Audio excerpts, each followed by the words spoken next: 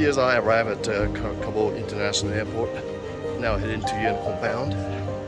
I mean, looks so far so good. It's a pretty easy process to get on the visa. They took my passport though for 1 day to process it. So this is what's gonna happen today. It's kind of weird, you know, because it's less than a year ago there's this deadly evacuation happened. Now it's a very, very peaceful place. And it seems very organized and picked up by this UN trucks right now.